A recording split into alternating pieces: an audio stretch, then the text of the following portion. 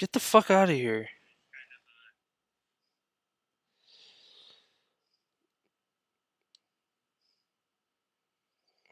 Alright, record.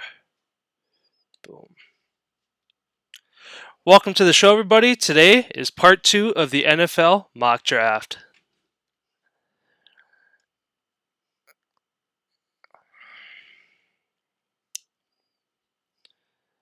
Alright. I'll start and then ask you 17 pick. Alright.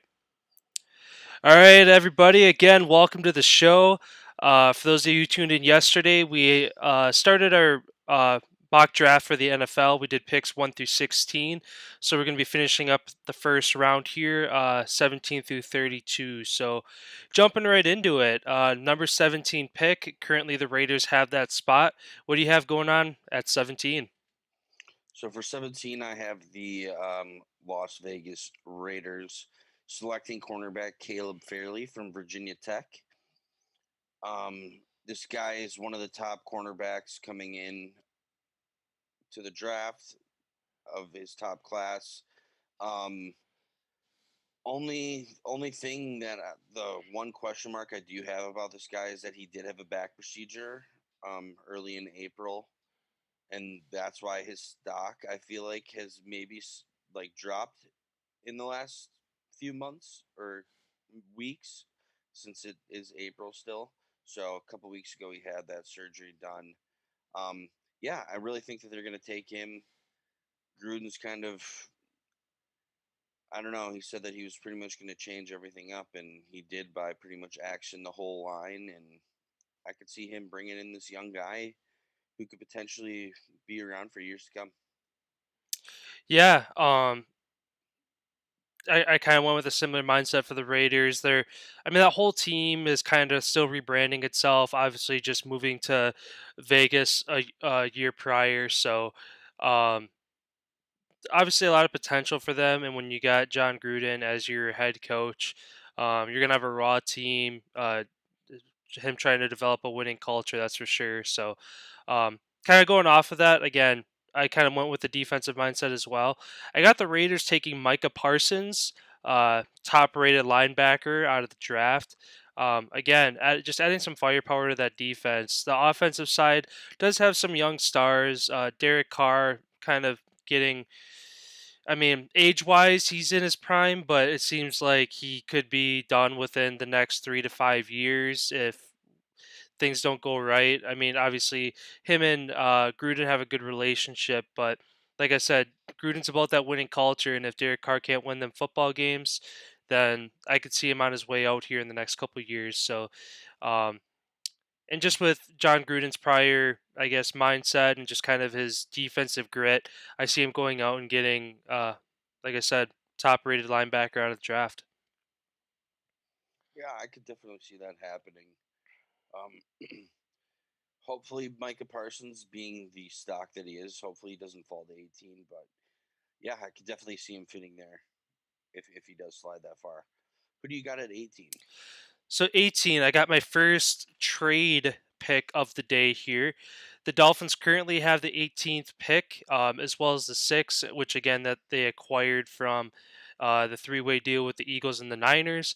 I got the Dolphins trading their pick to the Steelers in exchange for the Steelers' 24th pick, and the Steelers give up their 87th pick as well. So the Steelers' 18th pick, I got them taking Najee Harris out of Alabama. The Steelers just they let Connors walk this past year. Again, Le'Veon Bell has been removed a couple years as well. Um, they need to go out and get a stud at running back to kind of fill that void. They have a lot of firepower on that offense. Aside from him, they got obviously Juju Smith-Schuster, Johnson, Claypool, some notable young guys in the league at the with the receiving core, and then you got Big Ben under center. So really, the biggest part of that firepower offense is missing a good running back. So yeah, I got them taking Najee Harris, trading up to the 18th pick. Yeah, I could definitely see that 100%. Najee is, I think, no doubt the top running back coming out of this draft class. So yeah, I could that'd be a great fit. 18, I have the Dolphins sticking with their 18th pick. Um, I have them going out and getting defensive lineman from Miami, Gregory Rousseau. This guy's NFL ready. He did very good last season, and he's got some very good stats. They did lose some defensive players, obviously, because every team was put in that cap crunch this year due to the numbers and the cap going down from COVID. So I could see them going out getting this young guy for cheap who's out there and is going to be ready from day one to go get him. Yeah, I mean, Dolphins definitely their defense needs a little bit of a rebuild. They did get Kyle Van Noy last year from the Patriots, but then I think he got released, if I'm correct, and he's still a free agent. He hasn't re-signed with the Dolphins or signed elsewhere either. So um, really, after that, you got what's his name, cornerback. He had like 10 picks last year from the Dolphins. Had a great year. Young guy, can't think of his name at the moment, but he's kind of the face of that defense right now. So yeah, going on getting and beefing up their defensive line, helping with the run game is definitely a good move for them as well. Moving down to the 19th pick, um, the Washington football team currently hold that spot. What do you got going on at 19? At 19, kind of interesting here. I have Najee Harris going to the Washington football team at 19 here. Um, their quarterbacks kind of are in question. Obviously, I don't think they're going to make a move this season. I'm pretty sure they're planning on taking a quarterback next year to follow after Fitzmagic probably will win the starting job this year and probably play one of his last seasons as well in the NFL. So I could see them taking Najee Harris, get the running back, get him established so that year two, when you get a top of the line quarterback, I'm assuming that that's what they'll do is go trade up and get a guy next year. They'll have the 1-2 young guy, quarterback, running back, and hopefully that they can turn things around on the offensive side in Washington. They were close. I mean, they did make it to the playoffs and they lost to the Bucks. They gave them a good game, but I feel like Najee Harris on what he can do in the pass game and in the run game will really help the Washington football team here going forward. Yeah, I mean that obviously a good landing spot for him in Washington. Gibson is currently kind of their number one guy who they just drafted last year. Had an admirable rookie season. I don't think he broke 1,000 yards, but I think he was pretty close, like 800 or 900. But again, that's a team kind of struggling to establish their identity on the offensive side. The defense is definitely kind of the focal point when you got Montez Sweat and Chase Young, uh, two the best young edge rushers in the NFL right now, holding together that Ryan defense. Kerrigan, don't they have Ryan Kerrigan as well? I know he that's where he spent most of his career. I assume he's still there. I'm not exactly positive though.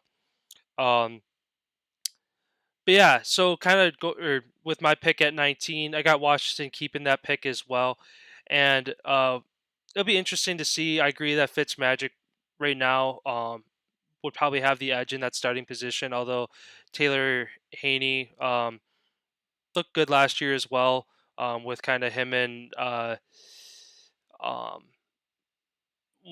Haskins kind of trading or switching games back and forth there. It's always young for two young quarterbacks to be sharing that starting role and both get good production and both get good confidence. So when he was in there, he made good moves. Obviously, uh, drove them to a playoff appearance, and honestly put up a decent game against the Super Bowl champion Bucks. They only lost by I think 8 points is whatever or 8 or 9 points. So it was really a one possession game and a couple plays that really determined that game. So um, the if Washington had a little bit of a better offense and some more firepower, that game could have been closer and Washington could have ended Tom Brady's run early on. So, um, kind of going with the offensive side there, I got Washington taking Elijah Vera Tucker offensive tackle out of USC. Uh, so again, whoever is going to be that quarterback for Washington, need to protect the guy. They're a year removed from having Trent Williams. Trent Williams went over to the 49ers now. Amazing tackle. So I think that they go out and find his replacement and Vera Tucker. Yeah, could definitely see them beef up that line there. So down at 20, you got the Bears. Who do you got them taking? I got kind of a wild card pick here. There's been a lot of controversy around the quarterback position in Chicago. About them trying to go and get Russell Wilson. They get their pick shot down with their offer of 3 picks and two stud defensive starters, Kyle Fuller and Akeem Hicks. I think that they're going to test Mr. Red Rifle. I got the Bears going out and getting Mr. Kyle Trask, quarterback out of Florida. Um, Again, kind of a wild card pick for them to go out and get a quarterback, even though they came out and said, "Oh, Dalton is our QB1. We're kind of invested in him." But also, Dalton is kind of in that same boat as Fitzmagic. He's been in the league for a while. Hasn't really done a whole lot. I could see him being on his way out of the league in the next couple of years. I could see him going after the next best QB that would be available at 20 in the draft, which in my opinion is Kyle Trask. He comes in, sits under Dalton for a year or two, or gets the nod halfway through the season if they're struggling. Um, yeah, Kyle Trask. That's where I got the Bears at for 20. Yeah, that'd be a shocking pick if they did that. Just for the fact that Andy Dalton hasn't done much in his career. So I'd be blown away if they'd bring in a rookie to learn under his tendencies. But that, yeah, I mean, you never know. You never know what is possible on draft day. I have the Bears taking cornerback Asante Samuel Jr. from Florida State. Them losing Kyle Fuller, and then they did sign Desmond Trufant in free agency this off season. However, he's kind of old and he's not really that good. So I see them going out and getting a guy who's gonna start, literally who's gonna start for him and have a chance to develop and become maybe a potential shutdown corner in the league. Yeah, definitely a good move for them with them keeping Will Fuller, or I'm sorry, Will Fuller, Kyle Fuller. Will Fuller is a receiver. Um, with them keeping Kyle Fuller, I definitely think Samuel would kind of he. I could see Fuller kind of taking him under his wing and learning and jumping right into the league. He seems like he's definitely one of the top cornerback prospects in the draft this year. So I could see him jumping in and uh, being productive, being a starting cornerback right out of the gate. As after Fuller, you don't really have a whole lot of other household names on that defense in the secondary. Yeah, did you say Kyle Fuller was still on the Bears? Is he? No, he got traded. They let him go due to cap reasons. Oh, where did he end up? He's on Denver now. He's on the Broncos. Oh, okay. That's going to be his new team going forward here from 2021 on. Well, then that makes even more sense to go out and get Samuel. Hmm. With losing a guy like that. Yeah, I didn't know he got traded. So that's crazy. Yeah, for cap reasons, that's why they offered him in the trade for Wilson, was to free up some of that cap space because him and Hicks have a lot of money, and obviously they want to try to keep Khalil Mack for as long as they can, or trade him for the most value that they can get out of him, like when the time's right. But yeah, they had to get rid of him, and then the Broncos signed him for like a 1 year, like $9.5 million contract, I think. Okay. But yeah, I mean, good for both parts. I mean, Kyle Fuller getting to go to a new team. The Bears have kind of been stuck in that same spot for how long now? Um, like, hopefully Denver goes and gets himself a quarterback, and hopefully he finds himself on a winning team here. Yeah. Um, Moving down to 21, the Colts currently hold that pick. What do you got the Colts doing? This is where I have that Elijah Vera Tucker going, the O lineman from USC. They just brought in Carson Wentz, so I feel like it's in their best interest to get a tackle especially a guy that's going to be protecting his blind side.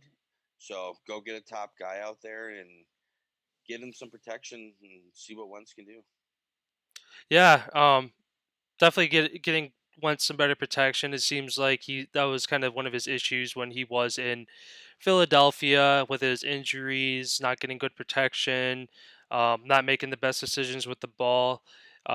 Yeah, going out and getting Carson Wentz protection in Indy is definitely a good move for them on that offensive side. Um, you have Quentin Nelson, who's one of the best guards in football as well. So, um, yeah, beefing up that line is definitely a good move for them. Uh, the way I kind of went, I actually went to the defensive side. Offense has a lot going for them. Again, Quentin Nelson kind of being the leader on that line. You got Jonathan Taylor, who had an amazing rookie year, Carson Wentz, who hopefully is going to have a bounce back year, and then T.Y. Hilton as well, kind of on the offensive side. So I got them taking Quiddy Payne, edge rusher out of Michigan, to help with that run defense. You got Darius Leonard, who is just a ball hawk on the defensive side, great in coverage and an amazing run stopper. So to kind of take a little bit of weight off of his shoulders, and so that he can kind of play his own game and not. I mean, I see he's still going to be the leader of that defense, but like I said, just to take a little weight off his shoulders, I think going out and them getting an edge rusher is a good move for them, Yeah, I definitely could see that being a thing too. I just feel like personally the Colts defense has kind of made them their team over the last handful of years. Obviously they've had a good line, but they did lose a couple guys. So I don't know. It's interesting to see what they're going to do. Obviously, they re-signed Ty, brought in Carson Wentz, so it's going to be interesting to see really what the general manager's plan is going forward with that team. for sure. Moving down to 22 here. This is where I have my second draft trade happening for the bottom 16 picks. The Titans currently hold that pick. I have the Titans trading their pick to the Seahawks. The Seahawks do not have a number one pick currently.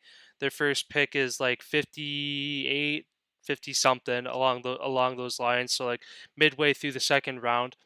I got the Seahawks trading up and giving up their 129th pick and a 2022 second round conditional pick. Um, and I got them going out and getting Jackson Carman, Clemson offensive tackle. They're going to go out and try to get Russell some protection. I know that's kind of one of his concerns with staying in Seattle. Um, I think getting halfway through the second round, you're going to have a lot of offensive line talent gone at that point. So what little that they do have to give up this year, they give up one of their three picks to move up, and then they end up giving a 2022 uh, pick to kind of settle the deal for them. Yeah, I could definitely see that happening. That's funny that you said that. You'll have to see what happens during my next pick at 23 spot. Uh, I for the 22 spot, I have the Titans staying put. Them losing to Javion Clowney, them bringing in Bud Dupree, who's a veteran, very good guy. I have them drafting Jalen Phillips, defensive lineman from out of Miami. Dude, Titans definitely have lacked pass rushing in the last couple seasons. Everywhere else on the field has been unbelievable, but it seems like the quarterbacks that they're facing have too much time to do something. So I can see them going out and getting this guy, as he's probably one of the most explosive edge rushers in this draft, hands down.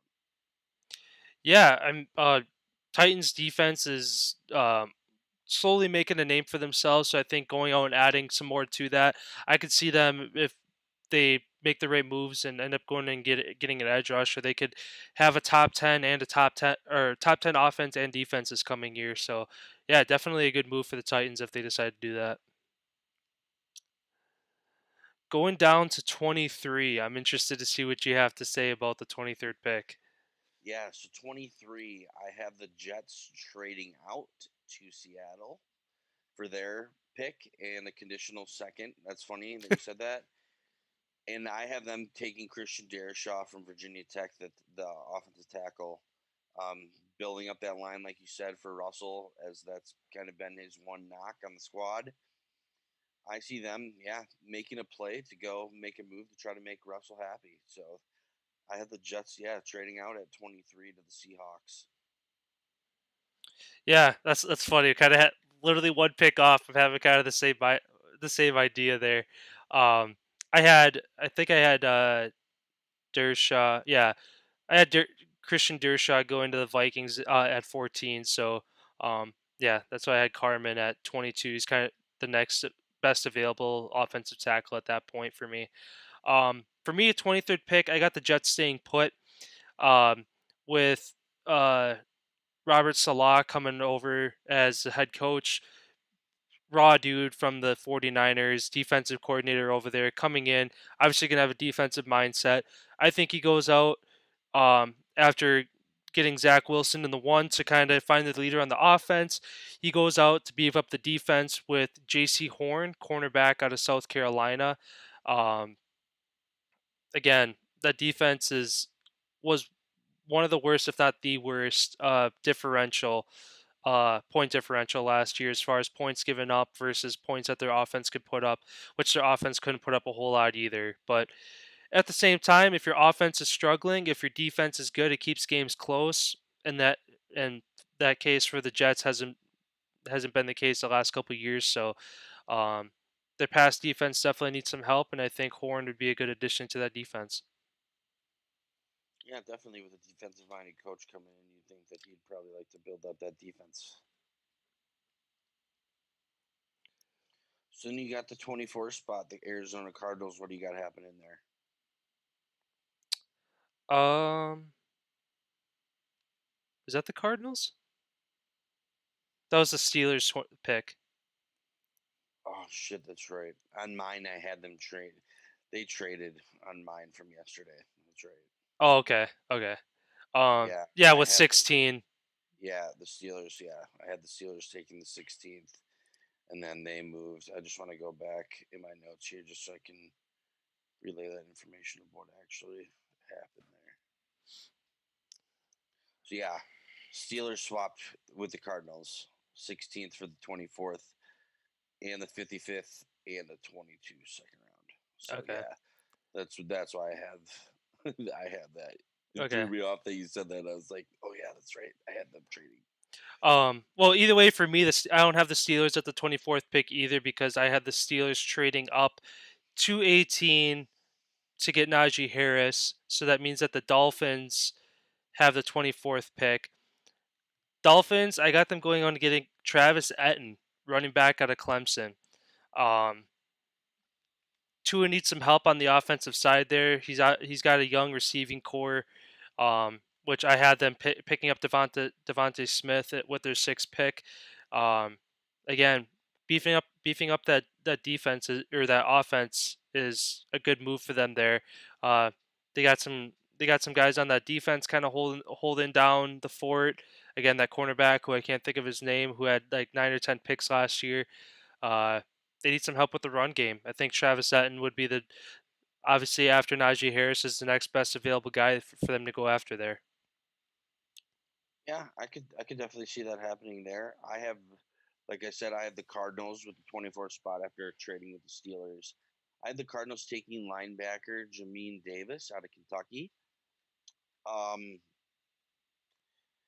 Dude's so versatile on the defense. He can play multiple different positions, and it seems like the Cardinals kind of have an eye for developing defensive talent. Like they did pick Tyron Matthew. Look at what he's now. Isaiah Simmons, same thing. Um, I really think they have a really keen eye for developing defensive players. So I could see them taking this rover linebacker slash edge rusher type player, and I could see him being very useful for Arizona this year, especially since their division is one of the top and most athletic divisions in football. It never hurts to bring in a really athletic guy who can kind of fucking do it all. Yeah, for sure. Um, yeah, I mean on the offensive side, the Cardinals are sitting pretty good, and even on the defensive side, obviously they got J.J. Watt, like you mentioned, a couple other guys that they have as well. So Yeah, the Cardinals, as they sit right now, are going to be a team to watch out for this year in the West. I can see them. The West is going to be interesting this year because the Seahawks, the Rams, and the Cardinals are all going to be probably within a game or two of each other at the top of the division. So that's going to be interesting to watch this year. Yeah, it is. It's definitely going to be really fun. Moving down to the 25th pick, the Jags also hold that spot. What do you got the Jags doing with that 25? I kind of feel like this is a no-brainer, going out and getting the top receiver that is left out there on the board, Kadarius Toney, out of Florida. There's no point in going to get Trevor Lawrence at one if you ain't going to give him any weapons to throw the ball to. So you got to go out and get this guy. I kind of a perfect fit as he is a pretty good route runner. He's got some speed. He's got some pretty good hands, and him being used to Florida, keeping him down there definitely helps as far as the environment and all of that goes. So I definitely see them kind of no brainer going out there and giving some Lawrence, giving Trevor some help there. Yeah, I mean that kind of team as a whole is still in its rebuilding stage. We both kind of talked about how it'd be awesome to see them kind of turn things around in 1 year, and obviously, like you said, going out and getting the best quarterback in the draft, you got to give them somebody to throw the ball to. Which I kind of went a similar route with that as well. And looking at it, I had 24 and 25, both back to back running back picks. So I got the Jags going out and getting Trey Sermon, running back out of Ohio State. Again, kind of a bruiser guy. Looked was kind of the um, I guess the number one guy along with Teague in Ohio State. Both larger guys, Sermon being kind of the smaller, quicker, more agile guy. Again, giving Trevor Lawrence somebody to turn and hand the ball off to, and even the running backs have to kind of do it all and run routes as well. Um, so yeah, I got Trey Sermon going to the Jags at 25. Yeah, I could definitely see that too. Like you said, beefing up that offense, helping out Trevor Lawrence. It's the perfect time to go do it now when you're in that rebuild stage. Yeah, especially because the Jags, all they have is Ozigbo. is their really their running back one right now, and last week or whatever that was we were talking about, we literally had to look it up because we couldn't think of a Jags running back, and Ozigbo was the only one that both of us were like, oh yeah, I think we've heard of him before. So, obviously, yeah, going on and getting somebody that's recognizable and has shown that he can get it done at the college level. Yeah, good move for them if they decide to do that. 26, the Browns. I have the Browns staying put, keeping their 26th pick. Uh, After getting rid of Kirksey, Demarius Randall kind of went out the door as well. He's in Seattle. Um, Really, Miles Garrett is kind of the leader of that defense right now, along with Denzel Ward at the secondary end of things. So I got them finding a guy to fill the middle. I got them going after Aziz Ojulari, linebacker out of Georgia. Um, Georgia, after taking kind of a step down the last couple of years, after being in the college football playoffs, their defense has been stellar. Obviously, the focal point of that team, and Ojulari is kind of the captain, the leader of that defense the past couple of years. So um, I think it'd be a great addition for the Browns to go out and take another crack at a top running or a top linebacker out of the draft, and kind of see how he fits into their scheme. Yeah, I'm sticking with the defensive side of the ball as well for the Browns. I have them taking Christian Barmore, defensive lineman from Alabama. With them bringing Clowney in as well on that defensive line, so you have the edges covered with Garrett and Clowney. Then in the middle, you have Sheldon Richardson. You also have Malik Jackson. I feel like you bring this guy in who's a very good athlete and has tremendous upside. I feel like he could be that perfect fit. Like Malik Jackson and Sheldon Richardson are kind of getting up there. They've been in the league a little while. I could see them loading up on that defensive line and kind of having an unstoppable defensive line holding down the defense. Yeah, I mean, all those names you mentioned are all star caliber guys for a run stopping defense, and if you have a steel wall, that that basically is going to be forcing teams to pass, and even at the passing end, all those guys you mentioned can all get to the quarterback as well. So yeah, that's definitely a strategic move for them, to go out and beef up that D line even more. Um, Yeah, so moving down to 27, the Baltimore Ravens currently have that pick. What do you got the Ravens doing? I have the Ravens staying there. Since they lost Judon to New England, they need a linebacker now since they they have a huge hole to fill in the open. So I have them taking Zaven Collins, linebacker out of Tulsa. This guy's a good dual style linebacker, good in the pass coverage and a good run stopper. He's more in the pass game, which kind of has been Baltimore's like downfall as of late. They're always have been a great run stopping team. However, the pass defense has been a little bit weak there. So I have them taking Zaven Collins there, the linebacker out of Tulsa. Yeah, it's funny. I had the same mindset with Judon leaving.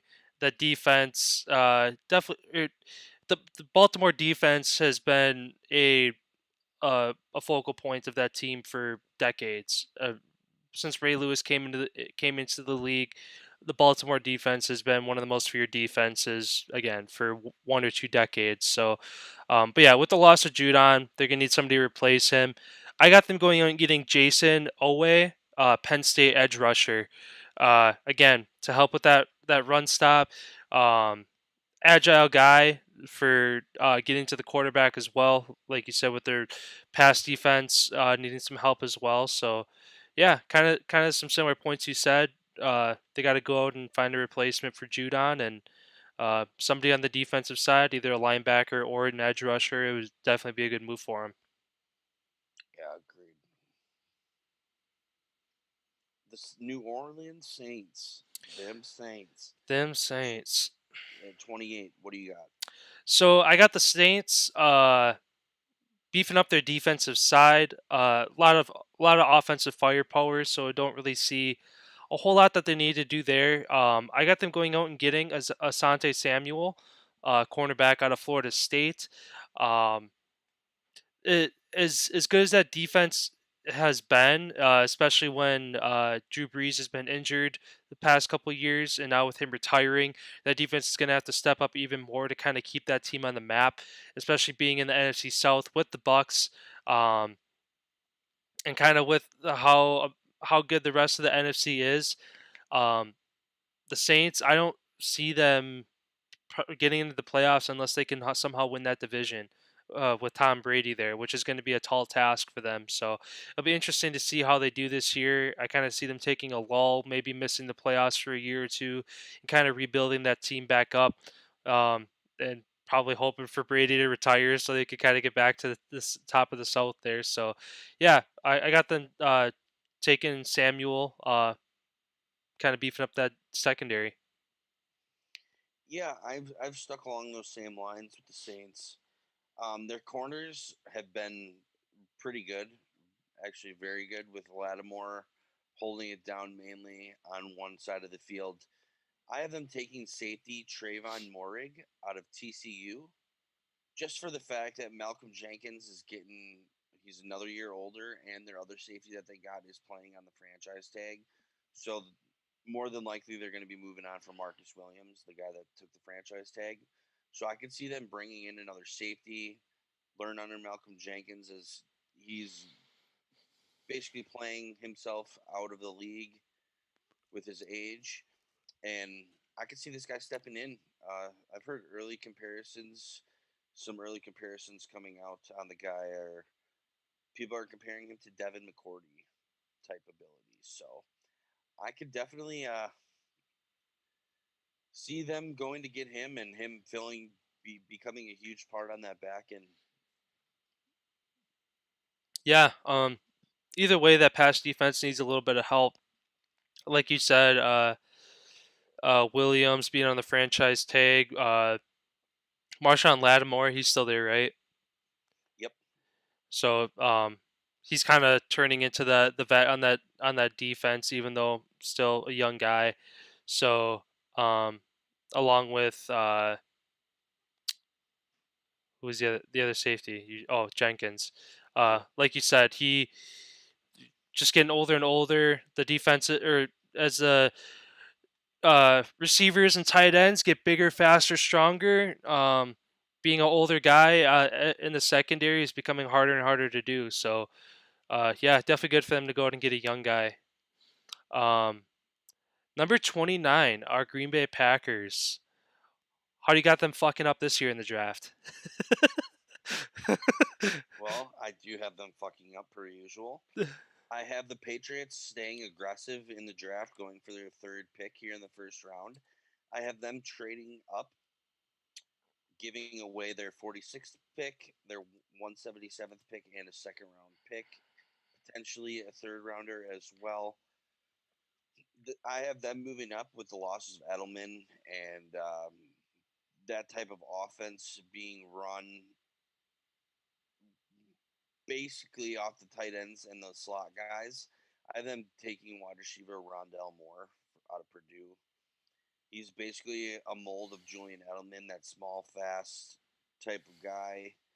Gritty, going to get the balls, going to catch it. So I have them seeing him coming in and being very dynamic as long as he can stay healthy. Obviously, the wheels kind of fell off Edelman for that reason, as being that slot guy, you're taking a lot of those hits coming across the middle and whatnot. But as long as he stays healthy, I could see this being a great pick for the Pats. So very similar to kind of your mindset. I don't have the Packers fucking up. I have them finally doing something with their draft pick in the first round. Exact same guy, Rondale Moore. I got the Packers taking him at 29 as well. Again, the Packers have basically not listened to their Hall of Fame quarterback saying, "Hey, I need some weapons. Go and give me some guys." Rodgers has kind of shown some like I wouldn't say disinterest, but he's getting salty towards the organization for the kind of their moves the past couple of years and how they treat him. I'm hoping that they go and make things right. And again, like you said, Rondell Moore um, fit into that slot role very well. The Packers don't really have a slot guy right now. They're all basically north of 6 feet tall, taller, lankier, bulkier guys. So for them to go out and get a smaller slot guy would definitely be a good move for them. Yeah, I mean, I hope the Packers go do this. I just wonder where he would fit in on the roster of our receivers that we have. As Adams is pretty much that number one guy. Lazard has been number two, but now you got Devin Funchess coming back. MVS is right there too, who's a big target. And then you have also Tanyan and Sternberger becoming big targets for Rodgers. So I just don't see him fitting in here, and that's why I could see the Packers moving back, unfortunately. Yeah, I mean they have Equininius St. Brown. I could see if Rondell Moore comes in and proves he can be a valuable guy. I say they let St. Brown walk and he takes his spot on that receiver core. Be the fifth guy. Yeah, to be that the fifth kind of situational slot guy, which they kind of use St. Brown for as well. Whenever Adams or Lazard needs a breather, that's the only time you see St. Brown on the field.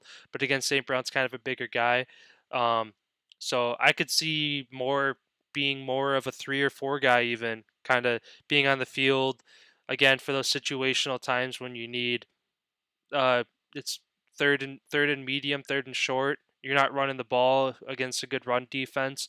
You need a slot guy to make some quick shifty moves and get you a first down. So yeah, I agree though. Kind of with the receiver core the way it is, he'd have to definitely come in and compete and show his worth. But I haven't seen a lot out of St. Brown that impresses me, so I could see him kind of taking his roster spot on that receiving core. Yeah. Um, you also got to kind of give him a little bit of slack here. James Jones the other day when he was on the Pat McAfee show said it took him roughly 4 years to get on the same page with Rodgers, as he's got all these different looks, had all these different signs, And without the OTAs, especially being a young guy that for last season and this season, it looks like they aren't going to happen either. That's just one step further that all these young guys are going to be even further behind. So I don't think Rodgers, especially in the latent of his career, is going to want to have to bring in a guy that he's going to have to teach how to play. I feel like if he's going to want a guy, I feel like they should bring in somebody who's kind of like Funchess did, except for it sucked that he opted out last year because the guy's very athletic and he could play. Hopefully this year, maybe that's that firepower piece that we missed on the offensive side. I mean, he's been around the league. He knows how to play. That's the perfect. I feel like that's the perfect type of molding that would fit that like our offense of the win now type. Like our defensive side, I know we're huge on. Oh, we're gonna draft a guy, develop him, and hopefully sticks around. But we end up losing him anyway because they play out their worth, and we just can't afford to keep them. So I say we stick with it, and maybe, like I said, trade back and maybe get a guy and develop him for a couple years. Go get a corner. Go get a couple corners and see what they can develop into. I'm learning right behind Alexander. He's a great guy to set the bar for how he plays. He's one of the top corners in the league. So Hmm. Yeah, be interesting to see what happens there. Um, Moving down to the 30th pick, the Bills currently have that spot. I kind of mustered on this one for a while just because the Bills are obviously a great team. That Bills Mafia defense, uh, obviously a stellar defense. And then on the offensive side, you got Devin Singletary, you got Josh Allen, and then them acquiring Stephon Diggs last year was a huge move for them. Um, I think that they go out and get some more firepower for that offense.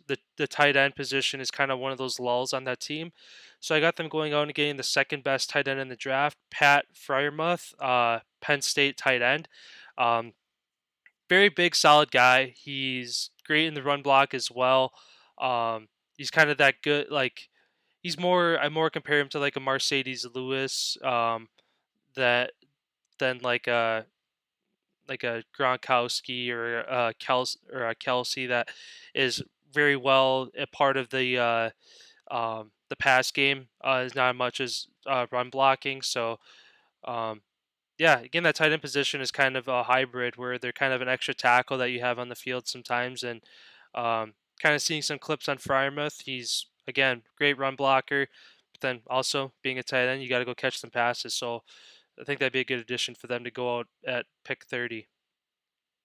yeah, I have them sticking on the offensive side of the ball as well. I have them taking Rashad Bateman, wide receiver out of Minnesota. You did mention Stephon Diggs. I feel like they need another guy to play on the other side of the field that can draw some attention. They do have some other wide receivers who, yeah, they did get the job done, but they need a guy who's a big play threat. So I feel like they're going to go out and get him. A guy who's a veteran. He's definitely got some experience. Played a handful of years at Minnesota. He did very well. So I could see him stepping in and being the surefire number two out there in Buffalo for him. Yeah, I mean that'd be a great move for them as well. Like you said, Stephon Diggs is kind of out there on an island by himself, which is even more impressive that he doesn't really have another all-star receiver on the other side of the field to take some attention off of him, and he goes out and still has a career year. So, um, yeah, it'd be great for them to go out and get some kind of offensive power to kind of counter him and open things up for that offense a little bit more.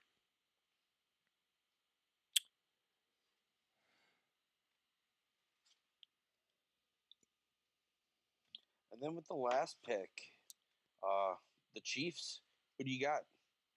Or Well, never mind. Now with the last, yeah. I apologize. The 31st pick. Who do you got? Yeah, so I got the Chiefs going out and making a kind of a no-brainer move at 31, going out and getting Patty Mahomes some protection. The offensive line has kind of been dismantled. They had third and second and fourth string guys in last year with injuries. Some guys went out on free agency to other teams. So I got them going out and getting Alex Leatherwood, offensive tackle as well as he played guard, so he's a movable guy. Uh, yeah, out of Alabama, think it'd be a great addition for them to again get one of the biggest up and coming quarterbacks in the NFL some protection. Yeah, I could definitely see that too. That was one of their main focal points from a lot of the Kansas City fans was how the offensive line play in the Super Bowl, basically all playoffs long, how Patty Mahomes had to run for his life basically on every play. I have the Chiefs actually, since they've basically kept the majority of their roster together, just like Tampa. I have them trading out of that 31st spot for with the Giants. The Giants in my draft, I had the Patriots trading up and taking the Giants spot at I think that was at 11 to go get Micah Parsons. I see them I see the Chiefs trading with the Giants, who are going to have a few picks here later in the draft, and I think they're going to go get that linebacker out of Georgia. Um, what was his name? Aziz Ujulari, the linebacker out of Georgia. I could see them going to get him, guy to learn on that veteran defense. Just a guy for when they do run into these cap issues where they can let somebody go and they have another young guy ready to step in for less money. So I feel they're going to continue to build that dynasty for years to come. Here, they're always going to be a contender as long as they seem to keep doing what they're doing and guys continue to take deals and they continue to work the books how they work the books. So I see them taking this linebacker, bringing him in, letting him learn, and then I can see them moving off from a guy that's going to end up costing a lot. Yeah, I mean, obviously a great move for them as well. That defense, to like you said, they have a lot of vets, a lot of expensive guys, and eventually it's going to get to the point where they can't keep all of them. So, be smart for them to look ahead into the future and again have a replacement for like D Ford. I could see him kind of being on his way out in the near future if they can't afford him. So yeah, good move for them there. And then finishing up here with the last pick in the first round, Super Bowl champion Bucks. What do you got them doing at 32? I have the Bucks trading off yet again, another team that kind of has kept that whole roster intact, so they already have basically what they need. I have them trading the Baltimore Ravens. I have them moving up and kind of making a similar move to what they did to move up to 32 to get Lamar Jackson. I have them moving up to 32 and taking Terrence Marshall, wide receiver out of LSU. Go get Lamar Jackson some help.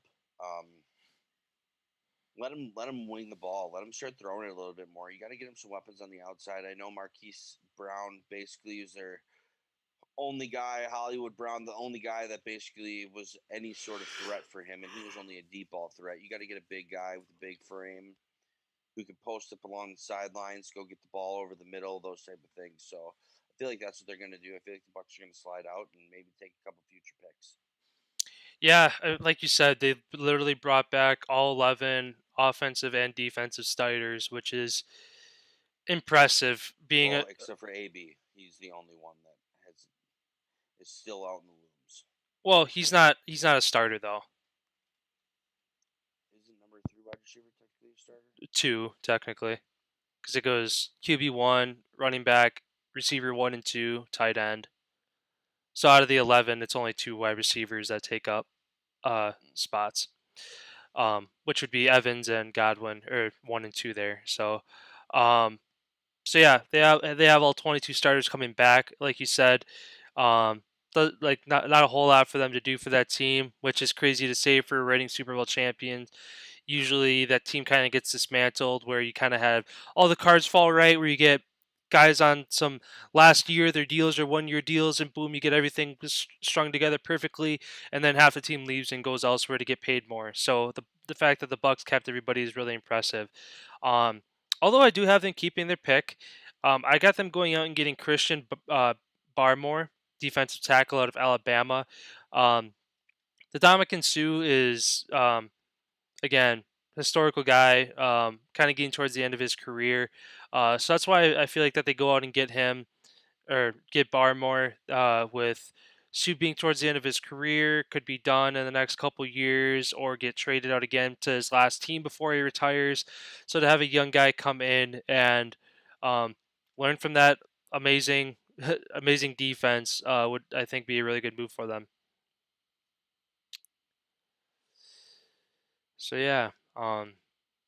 Yeah, that kind of wraps things up for the first round here. But we won't be going into any really rounds after that, as it's all um, very conditional. There's a lot of picks that get moved around and stuff like that. So just want to break down the first round for you guys, and yeah, that was fun. Definitely look forward to doing this again a year from now, and it's kind of year after year, and see how each draft goes. So Yeah, and we might even be doing something special for you guys around draft night. We might be doing a little something special for you guys. So yeah, and then also non-football related with the NHL playoffs just around the corner, where we plan to be doing a Stanley Cup playoff bracket challenge, um, as well. So keep an eye out for that. We got some fun guys in store for you guys over the next month or two here, as we're kind of got ourselves established. So it's time to start involving the community a little bit more. So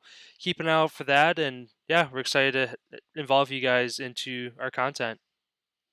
yeah, absolutely. That's one thing that we really want to do with this channel is be really involved with all of you guys watching and listening, since you guys pretty much are the reason we do it. So yeah, keep on the lookout for that across all of our socials. We will definitely dive into that a little bit more as the time approaches here. But yeah, just stay tuned for that. And yeah, have a great day, everyone. Yeah, sounds good. We'll see you guys tomorrow. We'll be breaking down kind of the last some news over the last couple of days around the sports world, and yeah, after that it'll be a weekend. We'll be back here on Monday. So see you guys all tomorrow. Have a good one.